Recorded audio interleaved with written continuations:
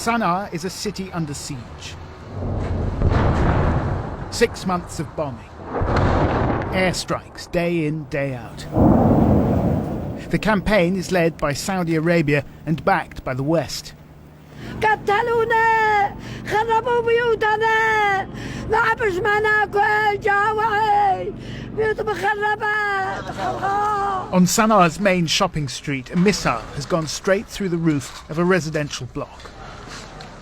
3 people were killed here, including a mother and a young daughter. No neighbourhood is safe. What happened? Nothing happened. Just people that are sleeping in peace, they get pumping. I hear screaming, too much screaming. You can see here, around here, all the building is full of families. Yeah. There is not empty, it's full of families. The aim of the Saudi-led coalition is to oust Iranian-backed Houthi rebels from the capital. Saudi Arabia has also imposed a blockade by land and sea. Well, this happened just a couple of hours ago, and now everyone seems to be moving off elsewhere. There's talk of another strike in another part of town. We can hear it going on as we speak. This city is under constant bombardment now. Towards the Saudi border, the bombing is even more intense. We've heard reports of deliberate attacks on civilians, attacks that could amount to war crimes. Ahmed El-Baina, 13 years old, worked at a water bottling plant. 10 days ago he had dinner as usual with his parents and his brother Mohammed. Then the 2 brothers set off for the night shift. Can you tell me what happened? We meet the manager. The factory was hit by an airstrike, he tells me. It was 3:40 in the morning. The pictures that follow are disturbing.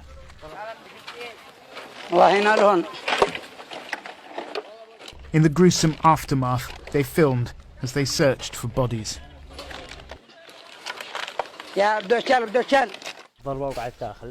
Right. Oh my God, you can see it. You can see it's still smoking here. The workers came out like pieces of coal, they say. Okay. ونزلنا ندور بعضهم بالشيول وحصلنا منهم بعضهم قطع وبعض نص منه. يعني خلاص روح كله ما عاد فيه ولا شيء. لا عوادم ولا مصنع. كامل. يعني ما ذنب العمال. يعني العمال حصلناهم يعني في المكاين. خلاص لاصق في المكاين ما في. The owner showed us a list of who was working that night. More than half were killed, 13 in total, including Ahmed and his brother. The Saudis say this was a weapons factory and a training camp for African mercenaries. We saw absolutely no evidence of that. One of the workers picks up a plastic bottle. Is this a missile, he asks. Did you hear that? Did you hear that? That was an airstrike. Quite distant, but we could definitely hear the thud coming from over that way. All of this is happening not only with the full support of the international community and the stamp of approval of the United Nations Security Council, but also with the enthusiastic support of Britain and of the United States, who not only are continuing to sell weapons to Saudi Arabia even as they bomb, but also have liaison officers inside the coalition high command. The bottling plant is not the only example. The Saudis denied it was a coalition missile that struck Sana'a's old city, a UNESCO World Heritage Site.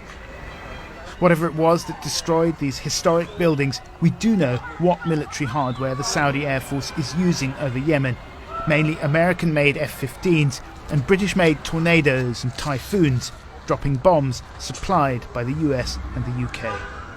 It's difficult to argue that a weapon being sold to Saudi Arabia would not in some way be used in Yemen, or if it's not used in Yemen, it enables the country to use other weapons in Yemen. So we clearly know that's happening.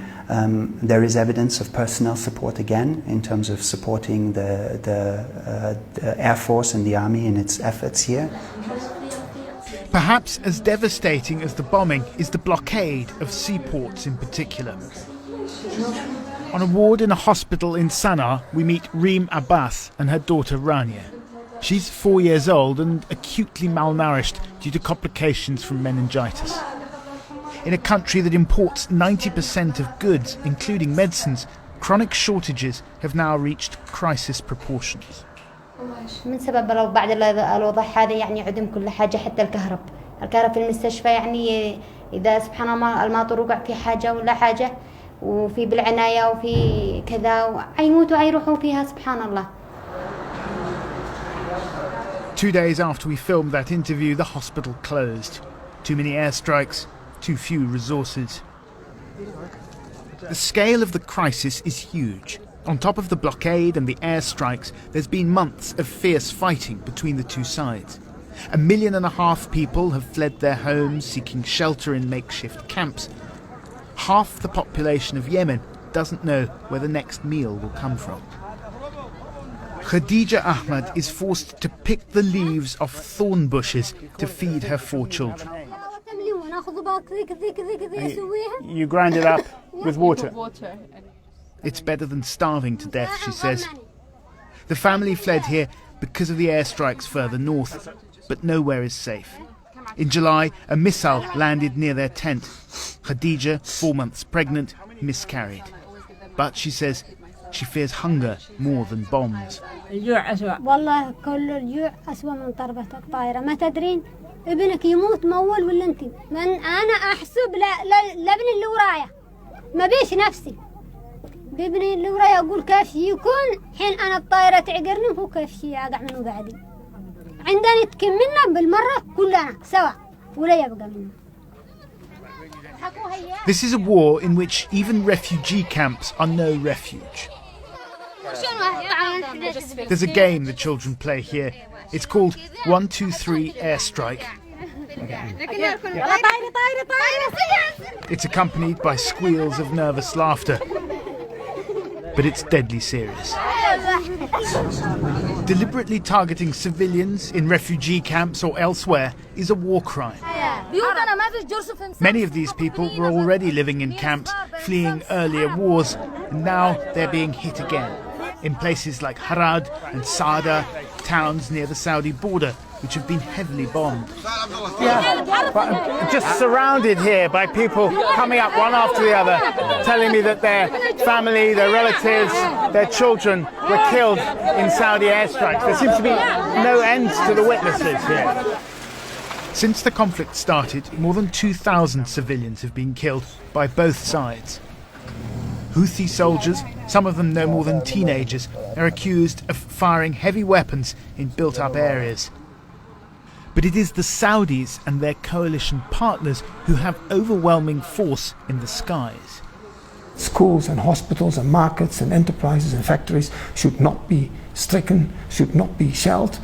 You know, even in warfare there are certain rules to abide with, and they are being violated in this conflict.